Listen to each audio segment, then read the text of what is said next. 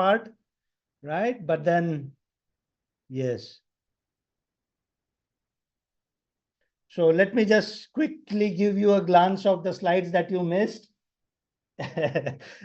Okay, so the pictures that I was talking about, wildlife photography, right? Mammals, birds, corporate headshots, right? The wedding pictures that I do, the studio portraits that I conduct, right? The children, the babies, okay, family portraits, fashion, glamour, right? Food photography, tabletop photography, right? And then these are the first pictures. I mean, you missed all the fun when the slides were not there, right? But then doesn't matter. Apologies for the goof up on my side. But then these are the first pictures that I clicked 10, 12 years back during my family outing. And I was really amazed. And this set my photography journey, okay, from the corporate world to a commercial photographer, right? Everybody has this sunset photo, right? On their palms, sun on the palms, right? Great.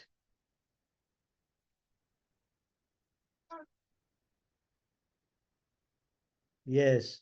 So I teach photography. Thousands of students have undergone my various courses, right? Whether it is the physical classes that I conduct at studio or the online medium that we are engaging today. The Google reviews, right?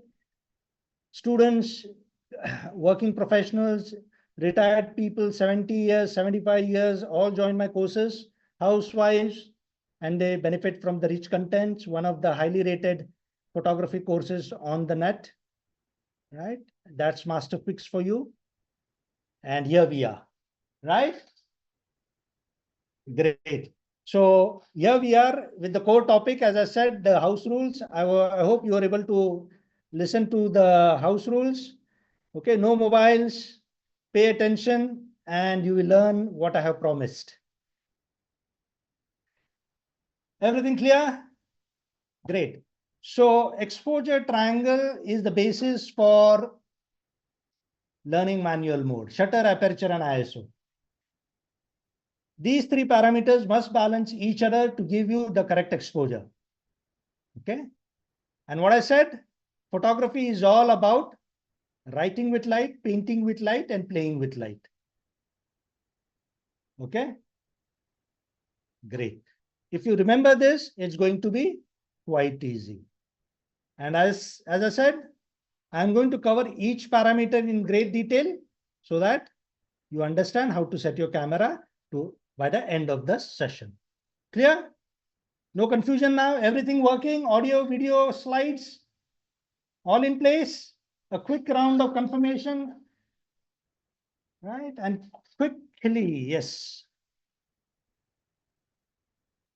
Great.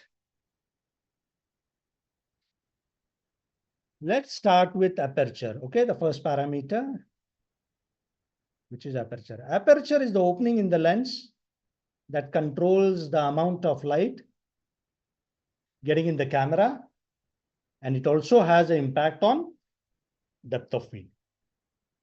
Fine? Right.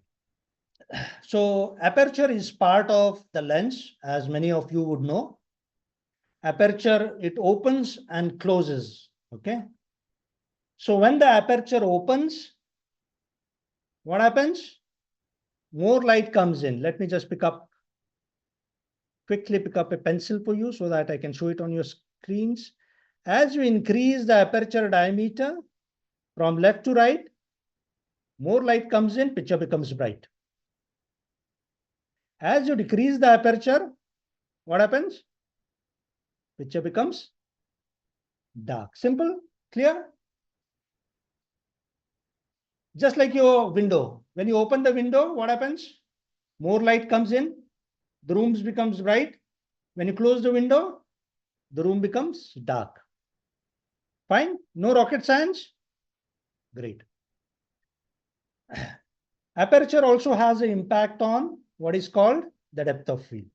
Okay? In layman terms, it is the background blur. we are talking about. How many of you present here has this wish list of clicking pictures with a soft, creamy background, out of focus background? Tell me in the chat. Okay. But then be very frank. When you try with your own camera, you fail miserably. Come on, come on. How many of you want to click pictures with a soft, creamy background? And when you try it on your mobile, you're not able to achieve the results. Come on, guys.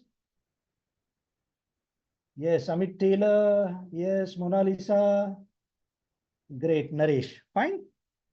So now just pay attention and you know who is responsible to give you the shallow depth of field, and it is the aperture of your lens. As you increase the aperture diameter, the background becomes blur.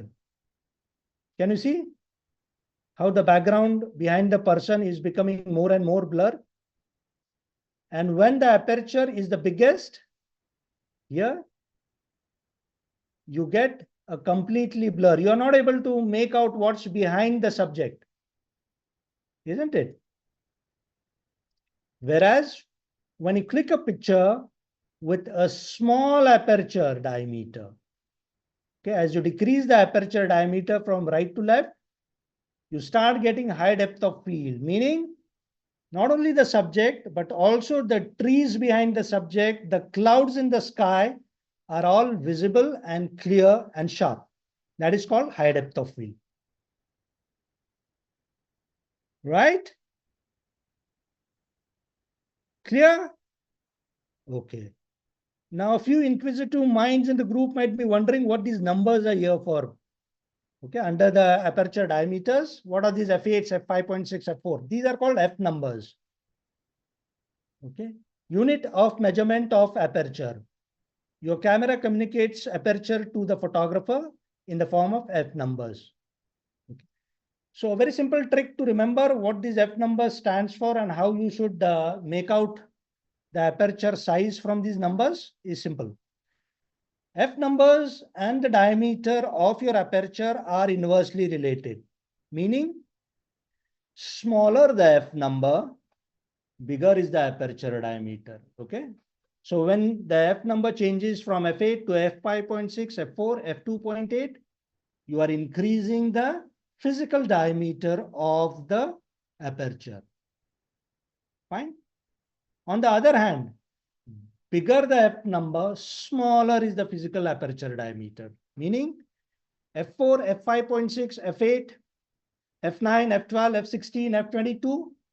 As the number increases, the aperture becomes small, right? And you know what a big aperture does to light and to depth of field, and what the small aperture does to the light and the background blur. Fine.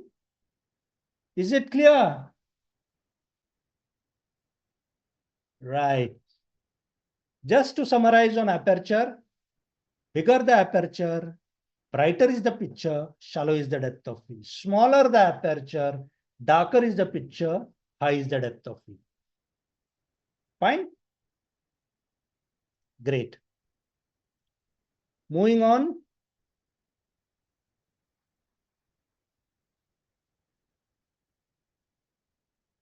Here we are. I want you to pay attention to this.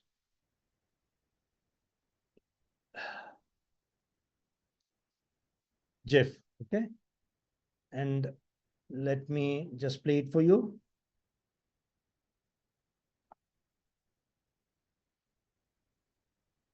Okay.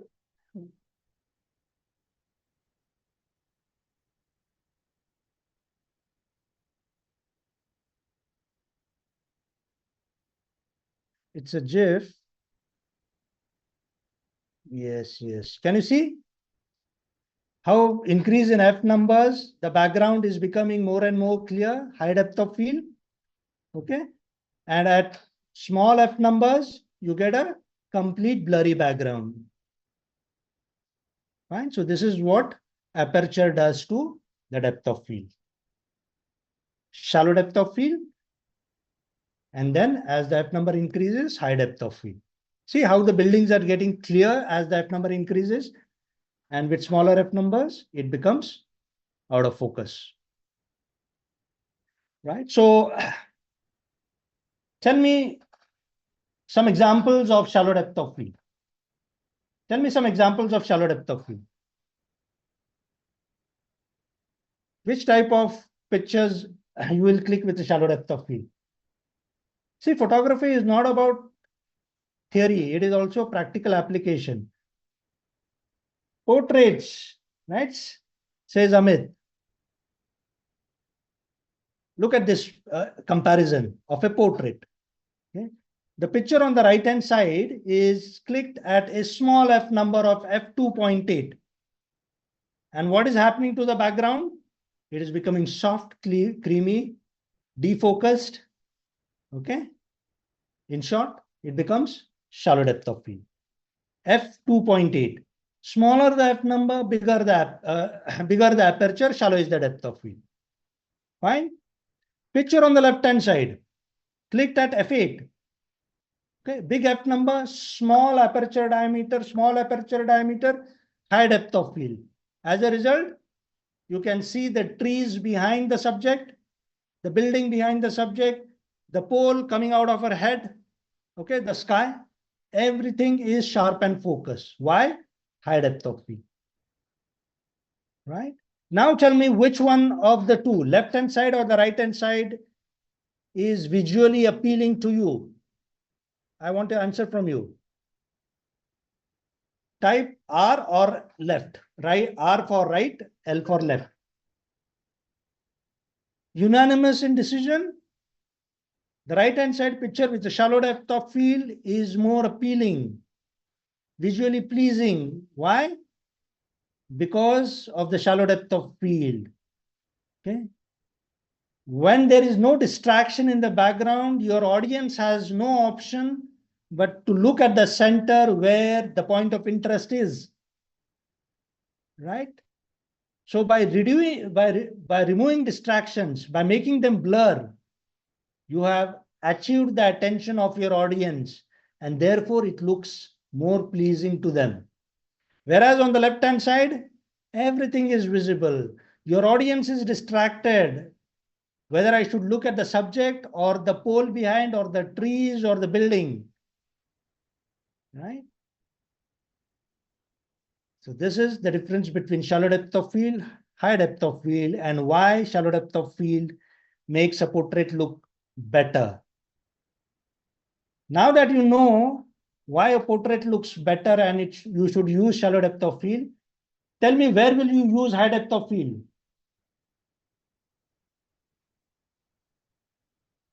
Examples of high depth of field.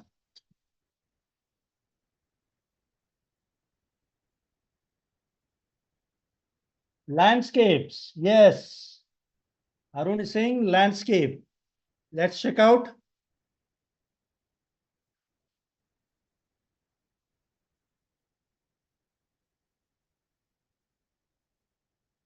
Okay, here we go. Right?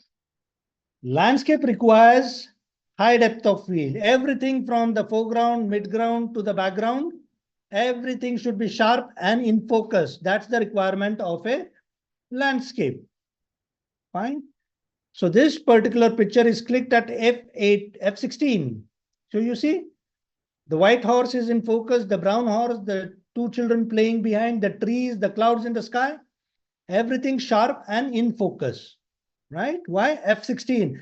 Bigger the F number, smaller is the aperture, high is the depth of field. Fine?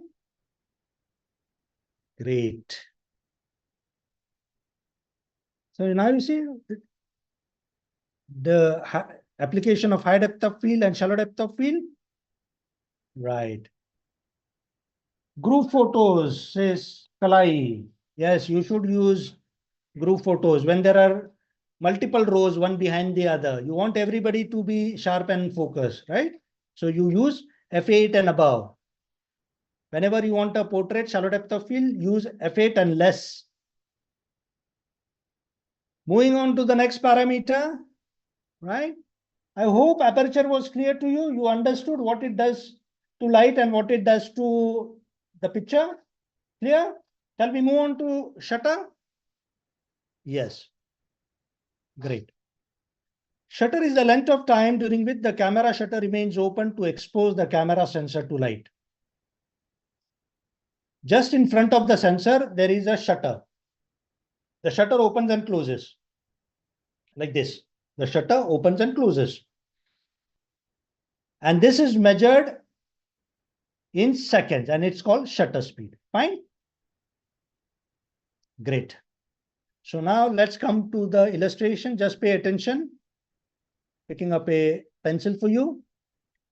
Just pay attention what shutter does to the light and to the picture. As you decrease the shutter speed of your camera from left to right, the camera shutter remains open for a longer duration of time. 1 second, 2 seconds, 3 seconds, 4 seconds, 5 seconds before it closes, giving more time for the light to enter the camera and expose the sensor. What happens to the light? What happens to the picture?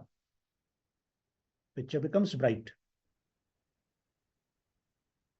On the other hand, as you increase the aperture shutter speed from right to left, okay, 1/30th of a second, 1/500th of a second, 1,000, 2,000, 4,000 of a second, what happened?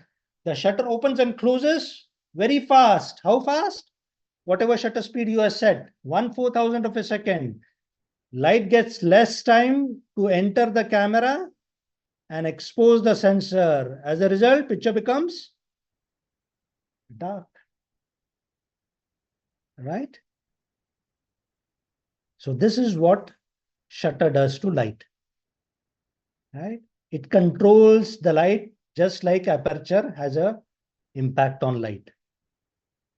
Right? So if aperture is like the window, shutter can be compared to the curtains on the window. Curtains, okay, parde. What happens when you open the curtain? What happens to the light? When you open the curtain, what happens to the light in the room? Room becomes bright. When you close the curtain, what happens? It becomes dark. Right. So now let's check out what shutter speed does to the picture. Okay. As you decrease the shutter speed from left to right, what is happening? Okay. You start getting motion blur. And when the picture is clicked at 1 second, which is a very slow shutter speed, can you see the motion blur, the trail of the person moving? Right? It's called motion blur. So whenever you want to click a picture with freeze the action, you have to increase the shutter speed. So as you increase the shutter speed from right to left, okay, 100, 200, 1000, 1/4000 of a second, you get freeze the action of the running person. You get freeze the action of the running person. See, this is freeze the action. This is motion blur. Can you see the trails of my finger? Stop, freeze the action, motion blur. Freeze the action, motion blur. Fine? You getting me? Great. So, to summarize on shutter speed, slower the shutter speed, brighter is the picture, but then you get motion blur. Okay. Faster the shutter speed, darker the picture, you get freeze the action. Fine. Example of shutter. What are the examples of fast shutter speed? When will you use fast shutter speed in the chat box? Nitin says sports photography. Yes. Stella says sports. Arun says sports. Yes. So whenever you want to freeze the action, you need to use fast shutter speed. Fine. Great. So here is an examples of using different shutter speeds. Can you see? Let me just play it for you. At slow shutter speed, the cascading stream becomes milky. Okay, that's because of the slow shutter speed. Whereas at a fast shutter speed of 1/25th of a second, you get freeze the action. Do you see the difference between slow shutter and fast shutter? Do you appreciate the difference in the pictures that you see? Yes. Great. So to freeze the action, you use fast shutter speed. Like for example, a running person, when you use a fast shutter speed of 1/500th of a second, the running person freezes in action, right? But then the same person, if you click at the slow shutter speed of 1/30, see what is happening to the person, to the picture of the person, right? It's becoming, you're getting a motion blur, right? So freeze the action, motion blur. So you use fast shutter speed to capture action, to freeze the action in time. Clear? Great. Now tell me a few examples of shallow depth of field. Yes. See, whenever I turn this side, I'm looking at the chats. Okay. I'm expecting to see some response from you. Some examples of shallow depth of field. Come on, guys. Remember the house rules. Be interactive. Be interactive. Yes. Slow shutter speed is not portrait. Okay. Can you see this? Okay. The picture on the right-hand side is clicked at 4-second exposure, and you see the result that you get. The seawater, the waves, they have turned completely milky. Okay, they are turning into clouds as the shutter speed is reducing, and it's giving you a very dreamy effect, isn't it? You are getting a very dreamy effect with a slow shutter speed. Whereas the picture on the left-hand side is clicked at a fast shutter speed, relative fast shutter speed of 1/160, and you get freeze the action. See how the waves are getting captured with the freeze the action moment. Okay, the splash of the waves, it's giving you a totally different kind of a picture. Whereas the dreamy picture on the right-hand side tell its own story. All right, so it is the photographer's vision, whether he wants to have a slow shutter speed or a fast shutter speed to achieve that objective, to achieve his vision. All right. But then if you understand the science behind it, it is for you to decide how to use it. Right. And that is why we are all here for. Right. I hope you are gaining something out of it. You are understanding things that I'm trying to explain.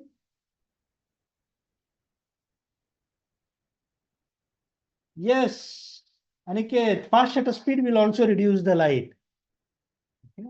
So shutter, aperture, and ISO has to be used in conjunction. I'm going to come to it. Great.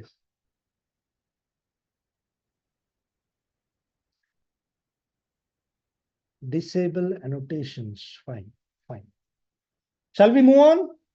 Now that you know shutter, aperture, can we move on to the third parameter? Can you tell me which is the third parameter of the exposure triangle?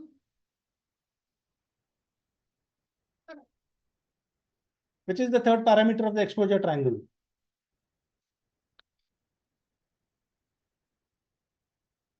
Right. Okay. Just give me a moment. Huh?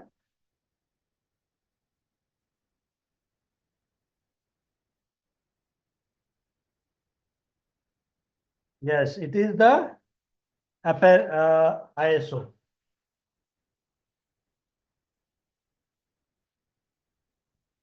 Just a moment. I just need to fix up one thing. Yeah, almost there. It's ISO. So let's move on to the ISO parameter. ISO is the short form for International Organization for Standardization. Okay, it is the sensitivity of the camera sensor to light. So this is ISO. Okay, as you know, every camera has a sensor, every digital camera has a sensor. ISO is nothing but increasing the sensitivity of the sensor for it to absorb more light. So what happens when you're actually increasing the ISO from 100 to 200 to 800 to 1000, 2000, you are increasing the sensitivity and the picture is becoming bright. Okay? Right. And when you are decreasing the ISO in your camera, you are actually decreasing the sensitivity of the sensor. The sensor is absorbing less light, and therefore your picture becomes dark. Right? Photography is all about light. It is playing with light, painting with light, and writing with light. You see how aperture was playing with light, how shutter was painting with light, and now ISO is also playing with light. Right? So therefore I said, if you remember this, it's going to be quite easy for you. Right. So now let's check out what ISO does to the picture. Okay. By now you would have been familiar that shutter aperture and ISO has impact on two things. One is light, the other one is picture. ISO has an impact on what is known as, can anybody type in the chat? Noise, right? Or grains in the picture. Whenever you click a picture with high ISO, you get those nasty grains, those dots in your picture, which deteriorates the quality of your picture. It's called noise or digital grains. So as you increase ISO from left to right, can you see all the noise, all the dots increasing, the noise increasing in the grain? And at 1600 ISO, it is full of grains. So when you want to avoid grains, you always reduce the ISO. Okay, from 1000 to 500, 500 to 200, 200, you will get less grains. Fine. What ISO does to grains is this. Great. So what are basically grains? I mean, you would have seen even in your mobile phone pictures, you see grains. Whenever you click a picture in low light conditions and you zoom and see the picture, you will find those grains, something like this. Okay. The picture on the left-hand side is at 100 ISO, no grains, or rather less grains. Okay. Good sharp picture, whereas the picture on the right-hand side, can you see those ugly dots? The ugly black spots? Less clarity, yes, less dynamic range. Okay, that is because of the high ISO, which is 6400. Okay, it's called a noisy image. Great. Yes. So moving on.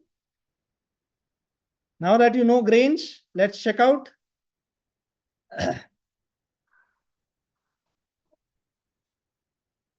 Yes. So you see, ladies and gentlemen, how shutter, aperture, and ISO, it forms the exposure triangle and it helps you set your camera in manual mode, right?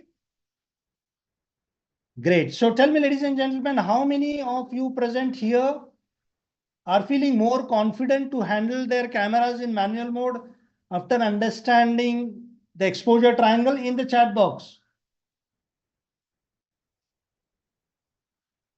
Manas, you should keep your ISO as small as possible. Yes, Ajay says yes, Jennifer says yes, Hemant says yes, Sambit says yes. Okay, great, great, great. Right, a lot of people are finding the contents useful, right? And they're able to understand. And I'm sure by the end of the session, you would be eager to handle your camera and start shooting in manual mode, right? How many of you are carrying your cameras alongside attending the webinar and trying your hands at it as I explained? How many of you have cameras besides you? Type the model name of your camera. Come on. Z30 says Arun. Okay, Z30 says Sambit. Canon D200 says Nitin. Good, good. Z50 says Hemant. Red D5300, D7500. Good, good, good. Z5 says Sidhu. Great. Okay. So if you are not handling your camera in manual mode, as I'm explaining to you, doesn't matter. Okay. Try it later, immediately after we close this session, so that all the things that you have learned, you can implement it. Fine. Great. Moving on. Let's see what's there. Yes. The missing link in a manual mode. I didn't tell you about that. Okay. And what is that missing link? It's called the light meter. Where do you see this graduated scale? In which mode do you see this graduated scale? Come on, guys. कौन से mode में आपको दिखाई देता है ये plus minus?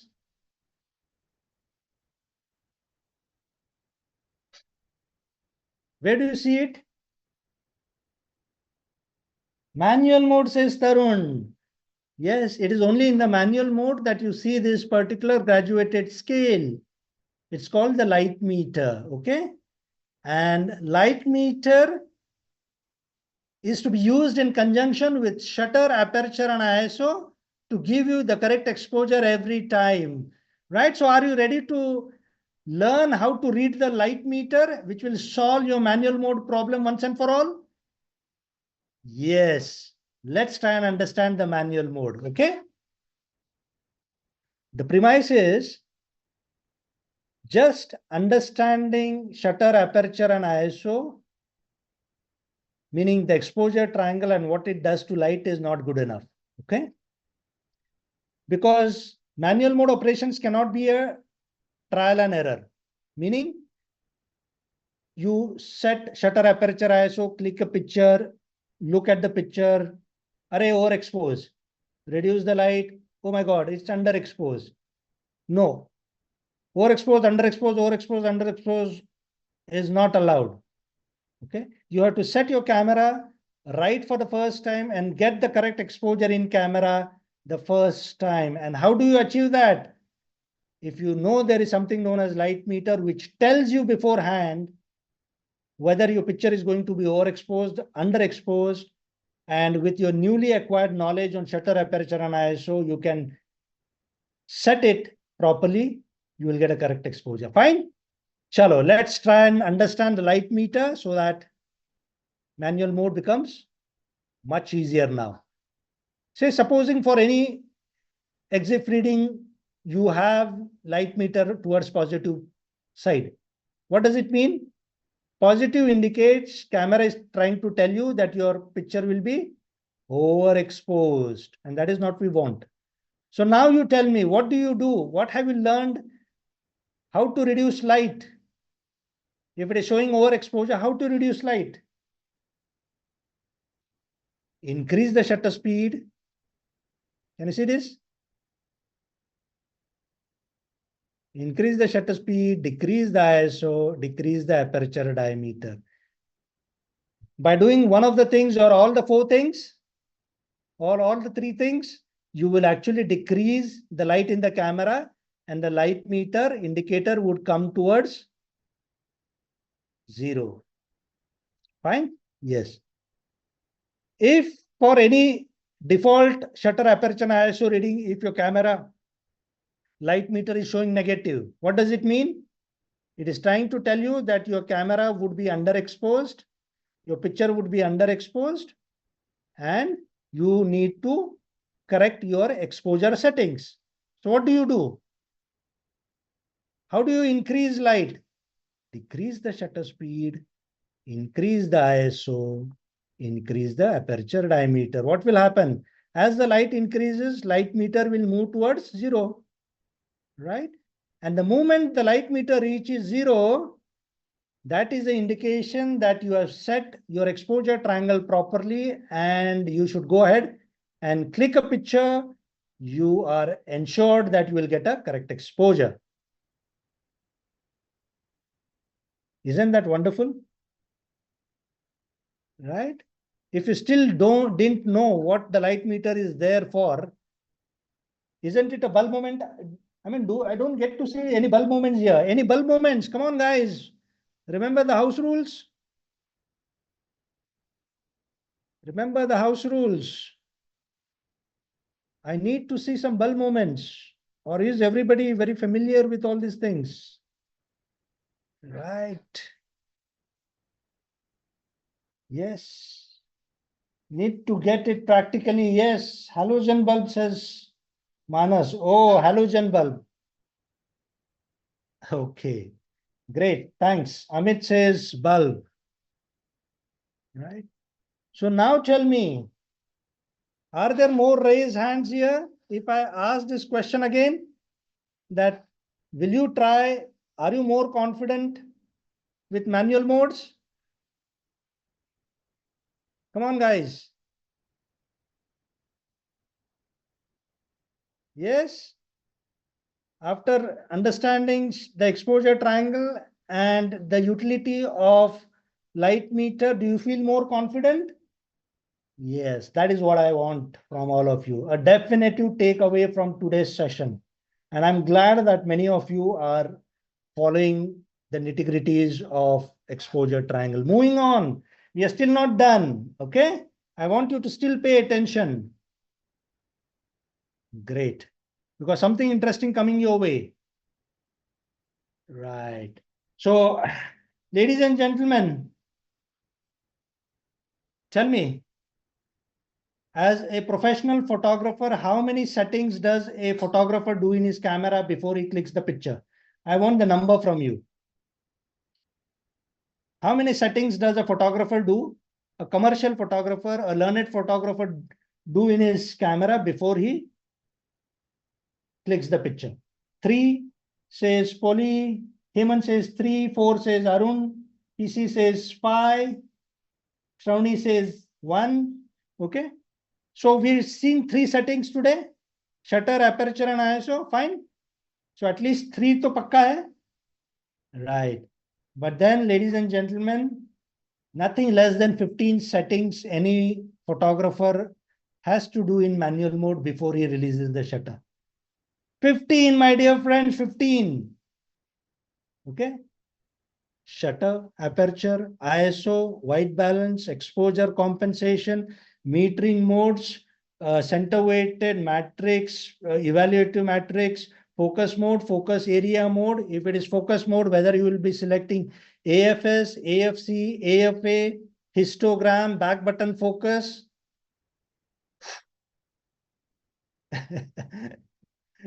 Okay. How many did I read it out to you? At least 15? Right? So ladies and gentlemen, these are some of the settings that as a photographer you have to do in your camera. Yes, and I'm not even talking about flash, Nitin, right? I'm talking about just ambient light photography. So flash photography would be a totally different ball game. There many more settings will have to be adjusted. Right? Can you see on your screens all the settings that a serious photographer needs to know? Okay, what it does to the picture and how to do it. Okay, unfortunately, we are restricted for time, and therefore we would be sticking to our core agenda, which is the exposure triangle. Okay. But then, just to tell you that in my courses, I teach everything that you see on the screens and much more. Okay. The course which I spoke about, which will be displayed to you towards the end of the session, everything is getting covered there. Fine? Great. Fine. So moving on, ladies and gentlemen, another question coming your way. How many of you think you cannot learn photography online? Okay, let me ask you a question. You cannot learn photography online. Just type agree or disagree, A or D. Let me see. Type A if you agree, type D if you disagree to you cannot learn photography online. Ajay says agree, Pralay says agree, Naresh says disagree, agree. Okay, you cannot learn photography online. Agree. Okay, a lot of people saying that you cannot learn photography online. Fine. So now let me just show it to you how I teach photography in my courses. Okay, with live demonstrations, with a live model in front of you on your screens, leaving nothing to imagination. Would you like to see a live shoot and understand the manual mode more clearly? I would like you to type demo on your screens. Type demo on your screens. Yes. Okay. And let me show it to you on your screen, how to set your camera in manual mode.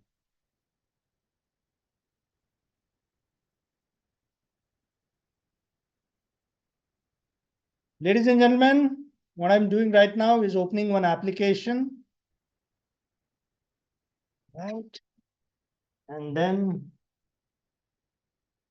let me put it on. Okay.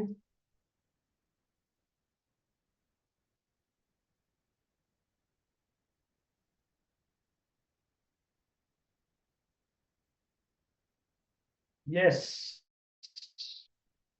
Right.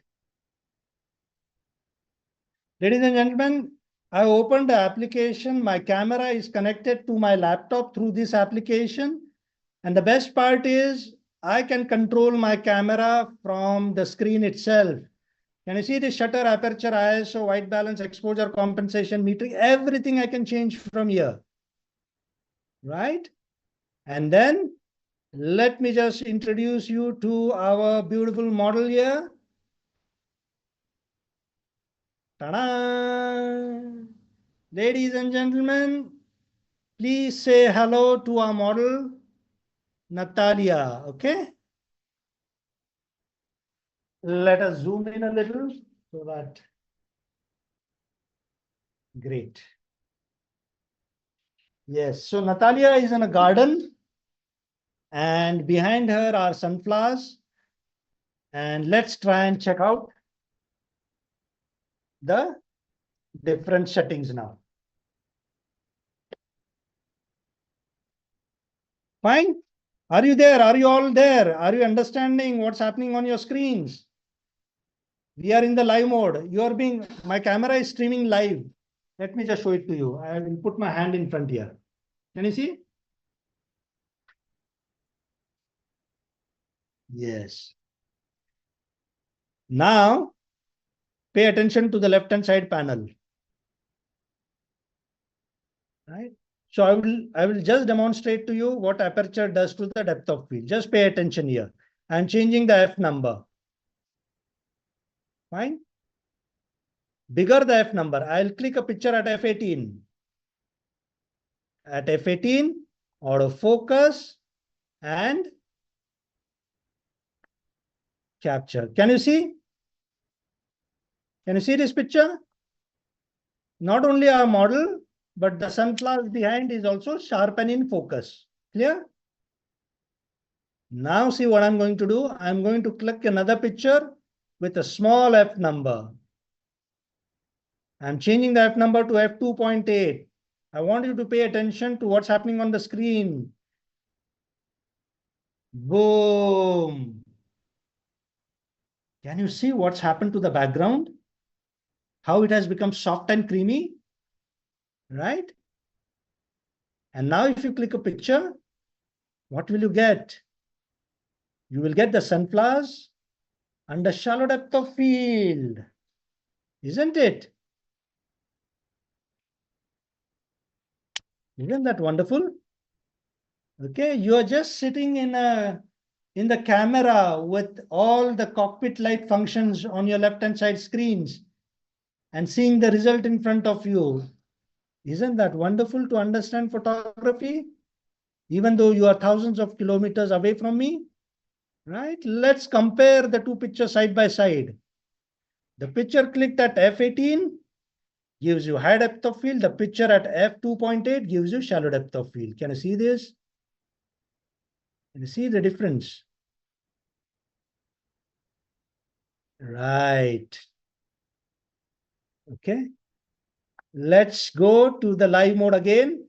And now this time, let me show you what shutter does to action. Are you ready? Can you type demo? Please type demo if you want to see shutter in action.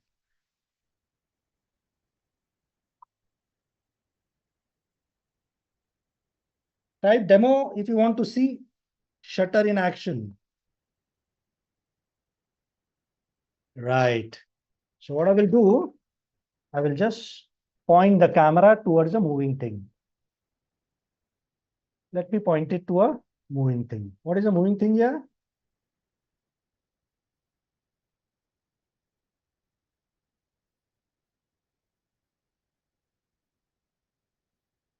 Yes. I'll point it to the ceiling fan. Is it okay?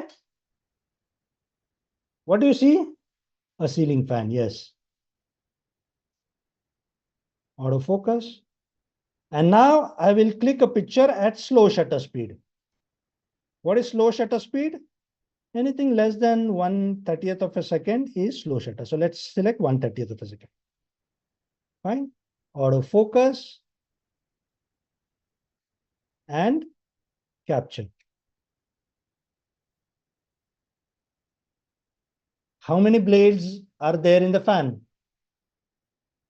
How many blades are there in the fan? Tell me. 1, 2, 3, 4. Can you see the blades?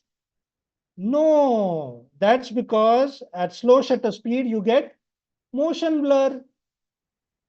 The blades have totally disappeared, isn't it? Now I will select high shutter speed. Is that okay? What should I select? 1/1000? Okay, let's select 1/1000. Focus it on the fan. And now at 1/1000, boom. Freeze the action. Now tell me how many blades are there in this on your screen.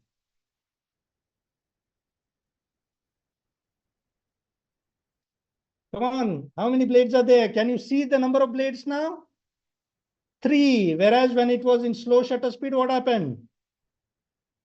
In slow shutter speed, the blades totally disappeared. Whereas at high shutter speed of 1/1000, you get to see the 3 blades because of the freeze the action. So now you see how the camera captures freeze the action and motion blur. And now how the depth of field varies from shallow to high. Right? All there in front of you with live demonstrations and our model, Natalia, by our side to help us out. Isn't that wonderful? Isn't that wonderful? Any bulb moments? I'm sure a lot of bulb moments you would have got during this presentation. Right? Great. Can you give demo on balancing triangle? Nitin. Okay, balancing the triangle. So how many of you would like to see me set the camera in manual mode using all the 3 parameters together? Type manual. Come on, guys. Now somebody is requesting. Let's honor his request. Let me show it to you. How to set your camera in manual mode. Right? Manual, yes. So here we go. I'm in manual mode. Can you see this M for manual in the left-hand side corner? Yeah. Okay. Fine. So let us randomly change the readings. Just randomly I'm doing. Uh-oh.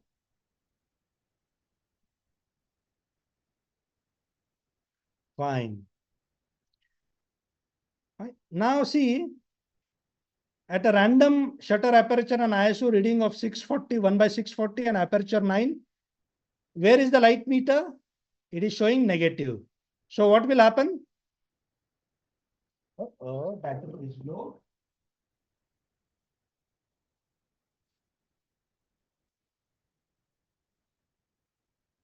Okay, let me just change the battery. Just give me a moment.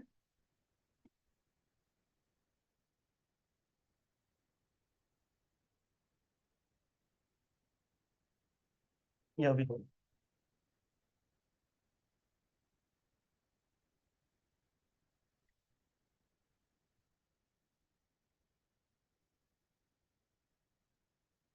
Right.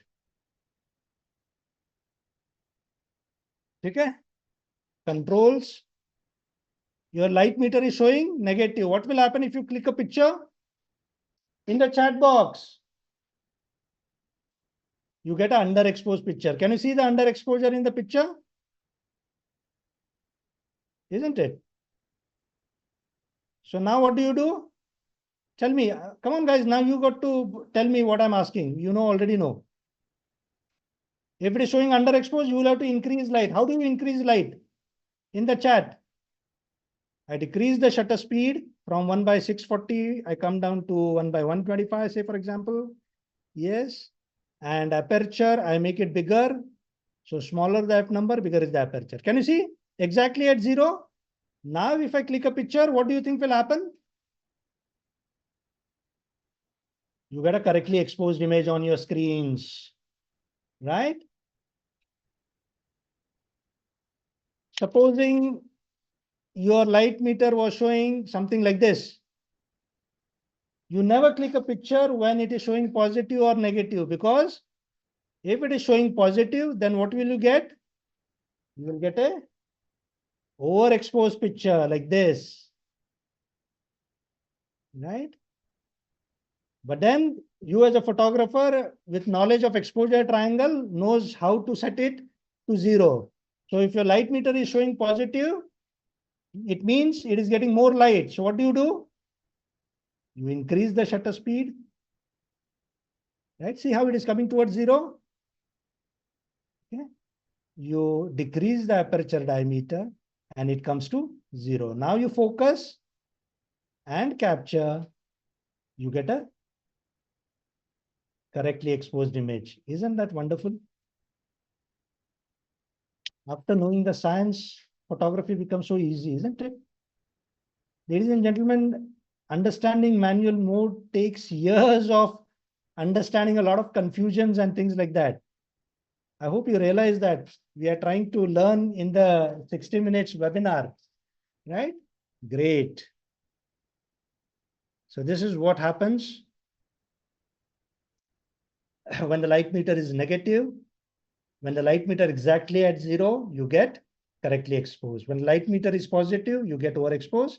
And again, when exactly at 0, you get correctly exposed. Great. Yes. Now tell me, ladies and gentlemen, is it still difficult to learn photography online with the help of technology and the different apps at our disposal? Right? Great.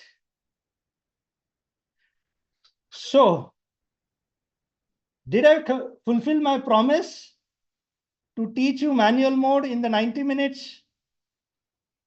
Tell me, did I fulfill my promise?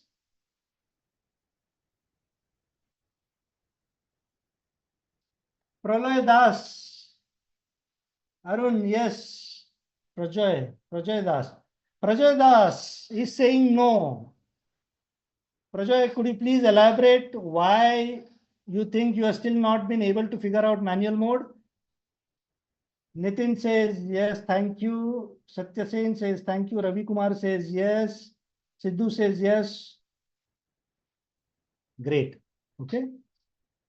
So almost all people are saying that they are familiar with manual mode, but then Praloy is saying he doesn't understand manual mode. Okay, doesn't matter, Praloy. Okay, rewatch the videos later. Okay, because the PDF I'm going to share along with the videos. Okay, only for those people who stay till the end. So you can watch it again and learn from its rich content. Thank you. Thank you very much. And coming to the last agenda, okay, which is the photography course I want to discuss with you for all those people who would be interested in taking the next step, right? Stick along. The course information coming your way. But before we discuss the course, a quick response from your side. I'm going to ask you one question. You have to just answer whether you agree or disagree. Okay, type A if you agree. If you disagree, type D. Photography is easy. A or D, agree or disagree? Photography is easy.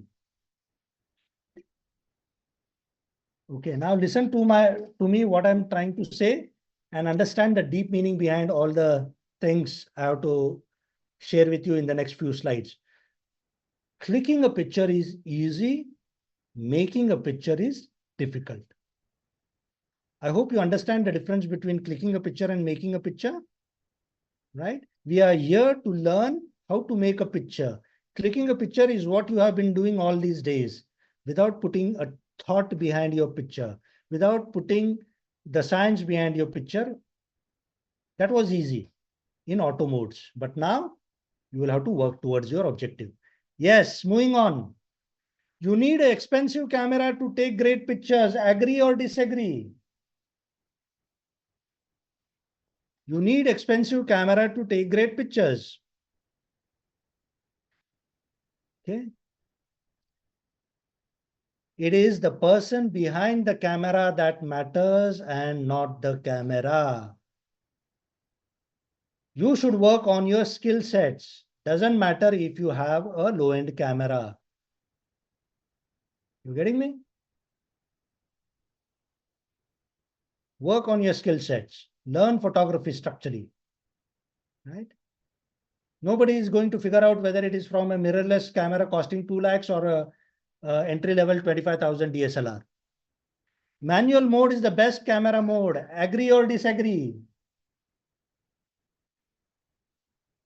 Manual mode is just another mode available in your camera in the creative section of the dial mode. You have seen its versatility. Okay. So no doubt it is important, but then it is not the only mode. Okay. As a photographer, you should know how to use other modes that are available in your camera, like shutter priority and aperture priority. How to use it, okay, when to use it. This is what I teach in my photography classes. Fine. One needs to be creative to be a good photographer. Do you agree or disagree? Come on, guys. I hope you are answering.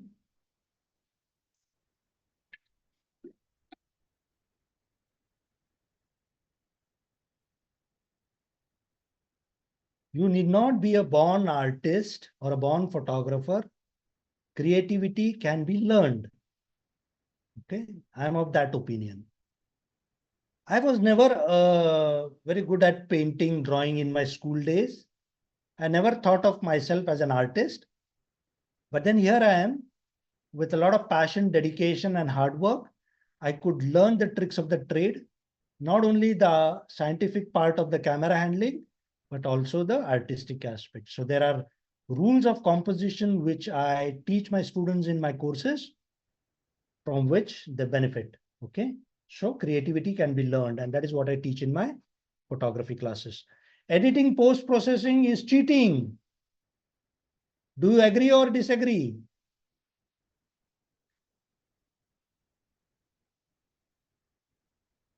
No photographer's workflow is complete without editing. One should make use of technology. Lightroom, Photoshop, these are your friends. Okay. But editing should be very subtle. Okay. Editing करनी भी है और सामने वाले को पता भी नहीं होना चाहिए कि एडिटिंग हुआ है. Clear? So that is how I teach photography in my classes. So what next, ladies and gentlemen? Situation 1, you can decide to learn on your own like you have been doing till now. Go back to your old learning ways, typing in Google, looking for YouTube videos, okay, which leaves you with more questions than answers, or register for another webinar which will teach you photography in 60 minutes or 90 minutes, and spend hundreds of hours fighting it out on your own, trying to figure out different aspects of photography. Okay, you have done that till now. You have seen the results. It's very hard working on your own. Okay, you make a lot of mistakes. It takes a lot of time and you spend a lot of money and energy. Okay, it grinds on your emotions and you lose on your self-belief. Right? Or chhod do yaar photography. Even though I love it, I just cannot manage it. So it happens eventually. Okay. How many of you have this patience to pursue your passion for 10 years like I have been doing it? Right? Oh, very few. In the first year itself, a lot of leakages will happen. Sometimes it becomes too much to handle. It will happen eventually, right? What is the solution? So you learn from people who have actually done it for themselves with real skills in the game versus people who just teach photography, okay, as a profession. Great. So ladies and gentlemen, what I have taught you is very important. I would like to believe, and many of you would also agree on that. Right? But then that is just the tip of the iceberg. How many of you agree? Right? What we learned today, the exposure triangle, the light meter, the manual mode was just the tip of the iceberg. Okay, 80% of photography is still hidden. Right? So if you really want to get into the details of it, nitty-gritties of it, I would like to seek your permission to share my photography course with all those people who would be interested in joining it. I would be really highly obliged. If you feel I'm worth becoming your mentor, then this is for you. Ladies and gentlemen, do I have your permission for the next 10 minutes? Okay. I'll be taking your just 10 minutes of your time now that we have completed the agenda. Do I have your permission? Please type P for permission. Okay, so that I can share with you the details about my program. Sambit says yes. Sanjay, Tanush, thank you. Thank you for your consideration. Okay.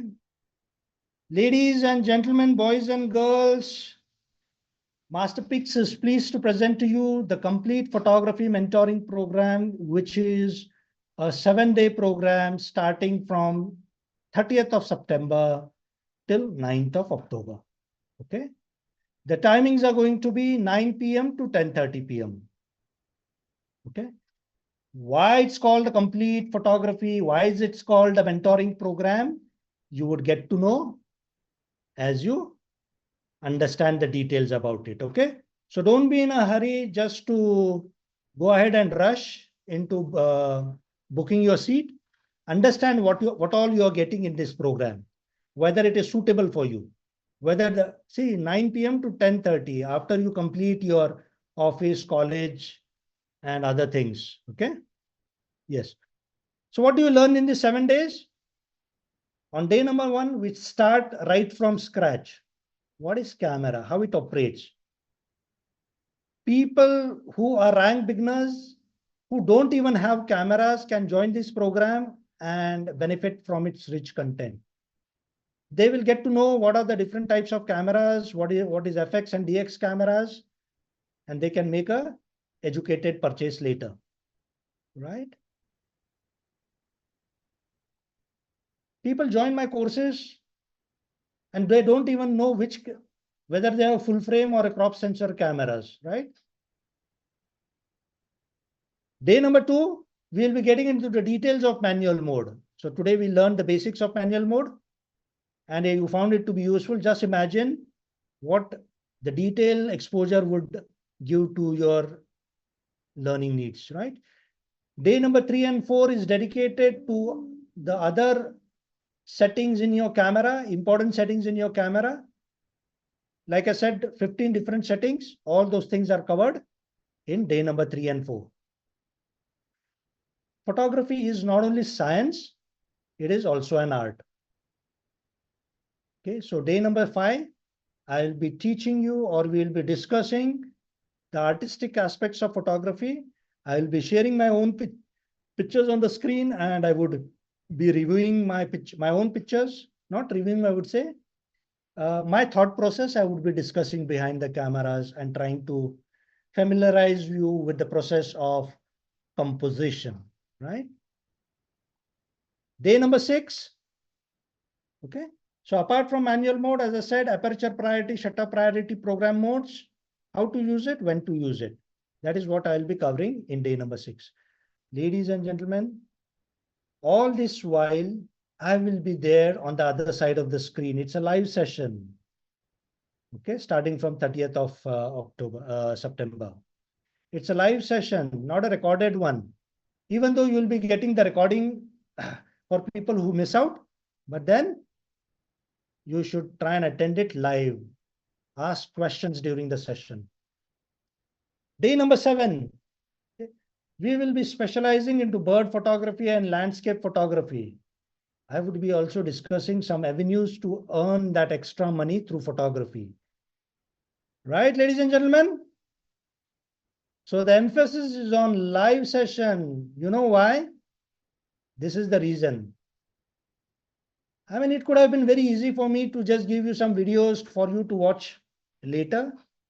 But then I'm sure many of you will never complete the program. In fact, 95% of the people never complete their recorded programs.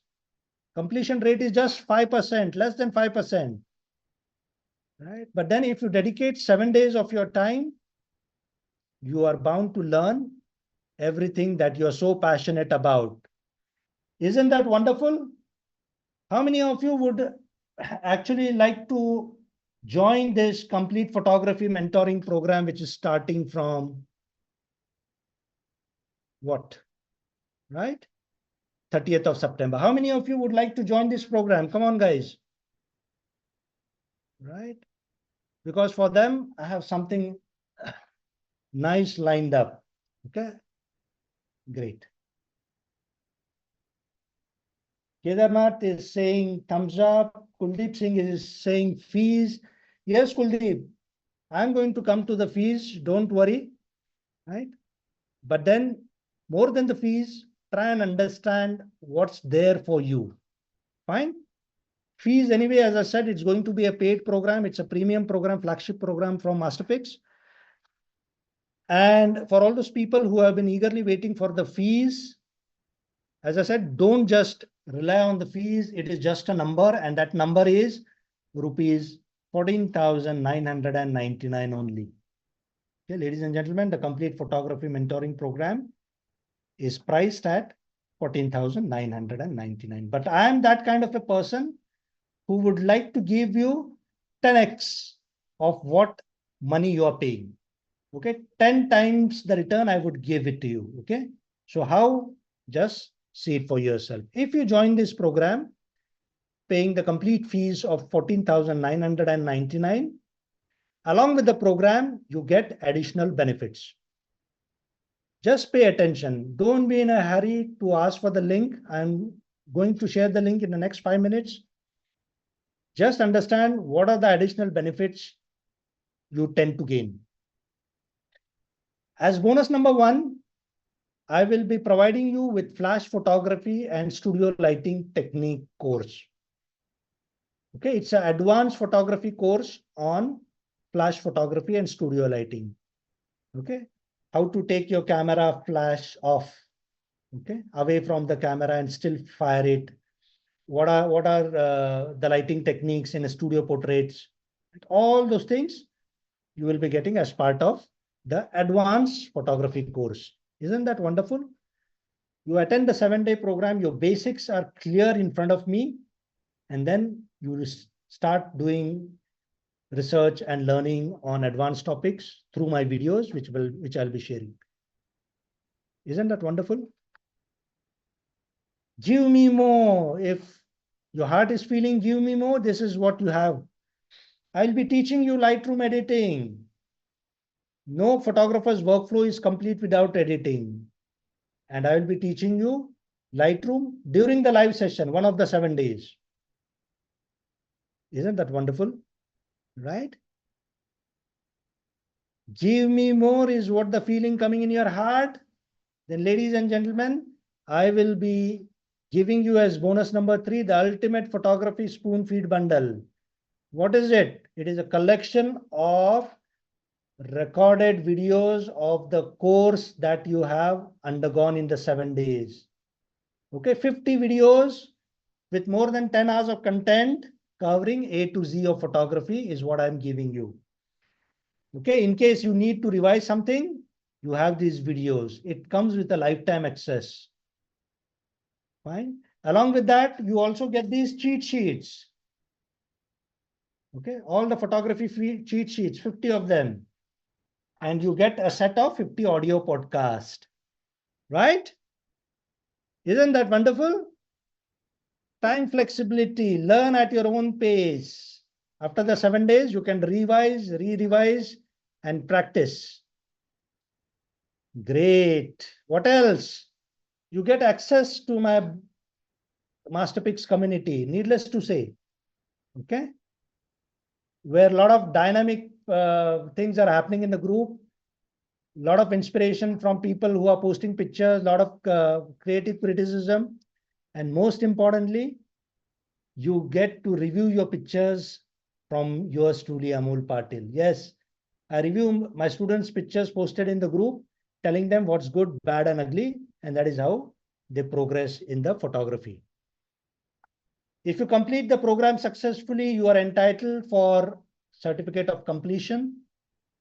Right, ladies and gentlemen? So this is what you get as additional bonuses if you register today by paying rupees 14,999.